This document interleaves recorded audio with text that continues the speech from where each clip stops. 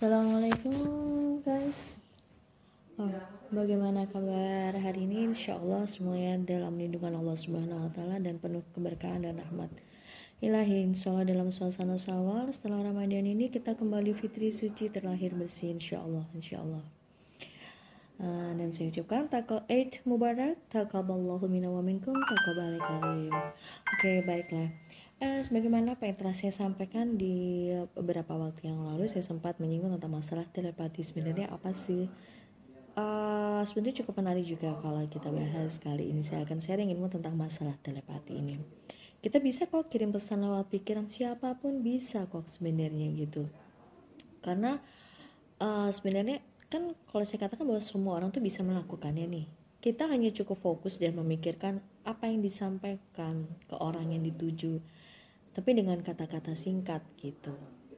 Ada business owner dan instruktur utama Neuro Associative Conditioning atau NAC, Ronald Nurdana Dharma yang saya ingat, dia pernah menjelaskan bahwa sebetulnya tanpa disadari pria atau wanita yang tidak saling kenal saja tuh pernah melakukan telepati. Contohnya nih, ketika ada seorang pria nih tertarik dengan wanita yang ditemuinya di suatu tempat. Tiba-tiba pria ini memikirkan si wanita tersebut, dan tidak lama setelah itu si wanita menengok ke pria dan merasakan hal yang sama. Itu udah termasuk loh. Ini bukan suatu yang baru. Telepati itu mengirim pesan jarak jauh sebetulnya. Sebenarnya telepati ini bukan sesuatu yang eksklusif ya, dan semua orang melakukannya tanpa disadarinya. Jadi pesan telepati itu pendek-pendek, nggak bisa panjang. Ada contoh lain juga nih, mungkin pada saat kita sedang berkendaraan di dalam mobil ya. Kemudian pada saat kita di dalam mobil, dalam kendaraan, kita melihat di jalanan, di pinggir jalan ada teman kita tuh sedang menunggu kendaraan tuh di pinggir jalan. Nah, kita melihat terus ke arah teman kita, sedangkan mobil kita sedang melaju berjalan ya. Kita menoleh, dan tidak lama setelah itu teman kita yang ada di pinggir jalan di luar sana juga menoleh ke arah mobil kita. Nah, itu sudah termasuk telepati tanpa kita sadari gitu. Ada contoh lain nih, mungkin ketika ada siswa nih, mahasiswi atau mahasiswa itu mau bertemu dosen yang terkenal killer nih. Cobalah kirimkan telepati ke dosen itu. Bayangkan dosen itu dan berikan pesan, tolong terima saya dengan baik, Bapak dosen, Ibu dosen gitu. Bayangkan sikap yang kita inginkan, ucapkan kata dalam telepati dan doa yang diinginkan gitu, bukan yang dikeluhkan. Kalau yang dipikirkan yang menjadi keluhan terjadilah gitu. Gini ya, kita pasti pernah ya kita melihat film yang mungkin yang menceritakan tentang manusia yang memiliki kekuatan telepati. Ternyata kemampuan telepati ini tidak hanya fiksi loh, bukan hanya fiksi. Ada sebuah research, penelitian itu menunjukkan bahwa komunikasi antar pikiran orang atau telepati itu nyata adanya. Seseorang dengan kemampuan telepati ini pun itu dia bisa menerapkannya di kehidupan sehari-hari. Syaratnya kita dan lawan bicara itu harus memang sama-sama memiliki kekuatan telepati gitu.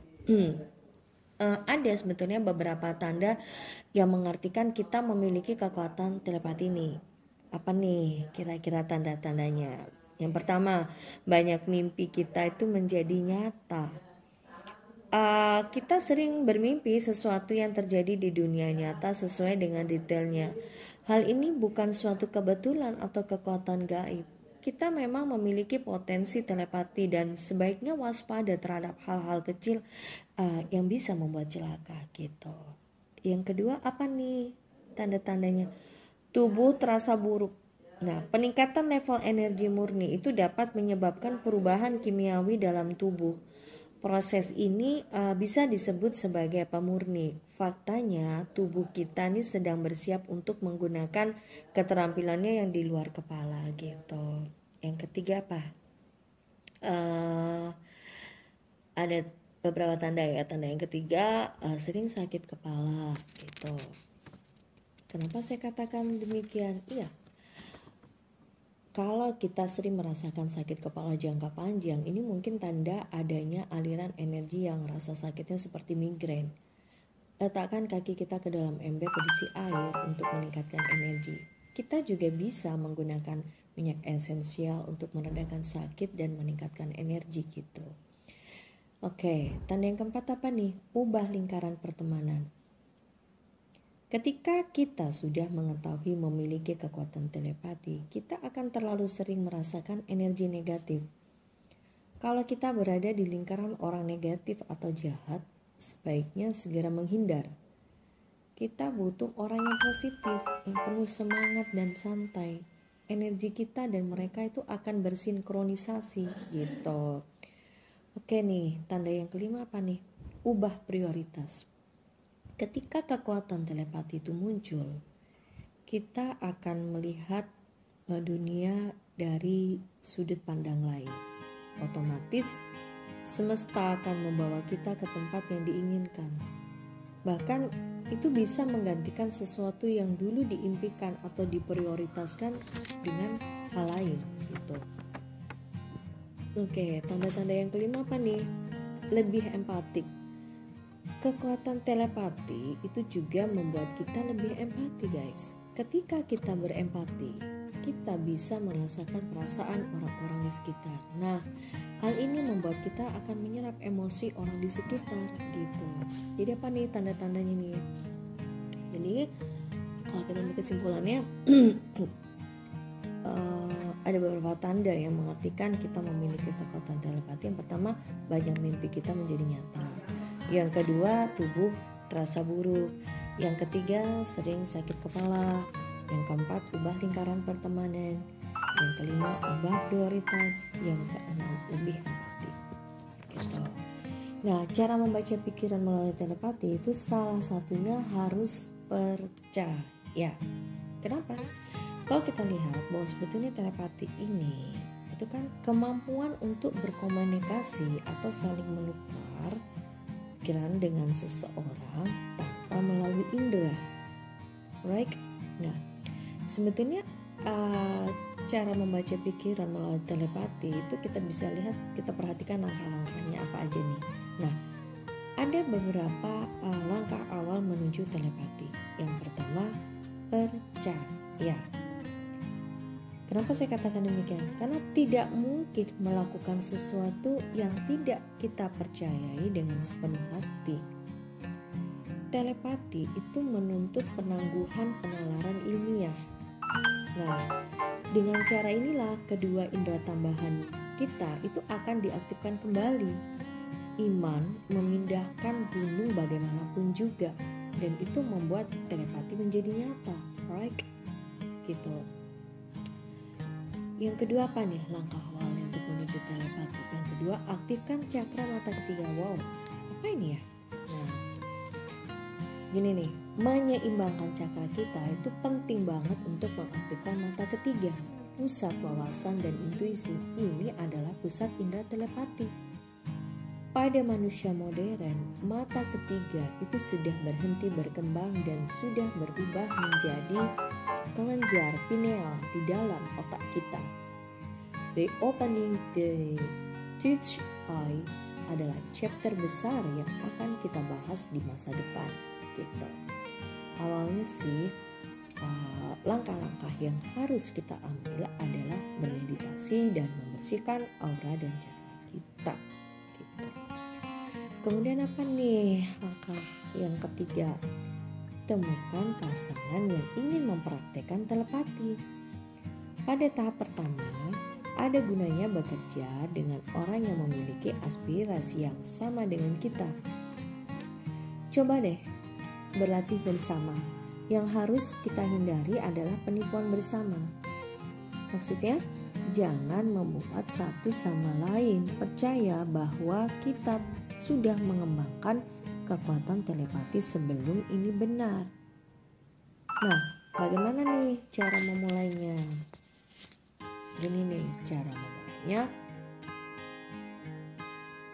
pertama, bekerja sama dengan membuat tes kecil dan mudah. Yang kedua, coba nih dapatkan kamar tenang di mana tidak ada yang bisa mengganggu. Oke, yang ketiga apa nih? Mulailah dengan emosi. Maksudnya apa nih? Orang yang pada awalnya harus memiliki pikiran intensif seperti kemarahan, ketertarikan seksual, rasa sakit, antusiasme dan sebagainya. Kemudian apa nih yang keempat? Hindari pemikiran abstrak dan rumit karena terlalu halus untuk ditangkap di awal gitu. Kemudian apa nih yang kelima? Kita juga dapat mencoba untuk melihat apa yang pasangan kita tulis di buku catatan secara diam-diam, atau objek apa nih yang dia bayangkan dalam pikiran mereka. Meskipun ini sebenarnya adalah melihat dari jarak jauh gitu. Yang keenam apa nih? Satu orang harus menjadi pengirim dan satu lagi penerima. Tetap berpegang pada satu peran setiap hari. Kita dapat mengubah peran pada hari berikutnya dan seterusnya gitu. Kemudian apa nih yang ketujuh? Pada saat berlatih, pastikan kita berdua berada dalam kondisi pikiran yang tenang, guys. Kenapa? Kita harus dalam pikiran yang tenang. Kalau dalam pikiran yang produktif, pikiran yang confused, pikiran yang rumit, sedang kacau, sedang banyak masalah, itu nggak bisa. Harus dalam pikiran yang benar-benar comfort, yang tenang, peace gitu. Kita bisa melakukan yang baik.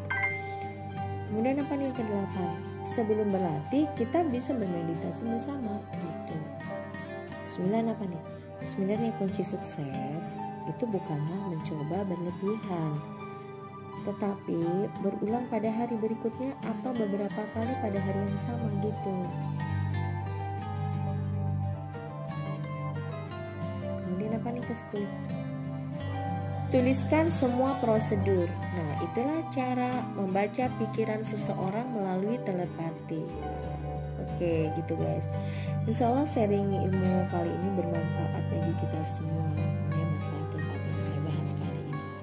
Oke guys, akhir kata saya ucapkan Waalaikumsalam warahmatullahi wabarakatuh. See you again.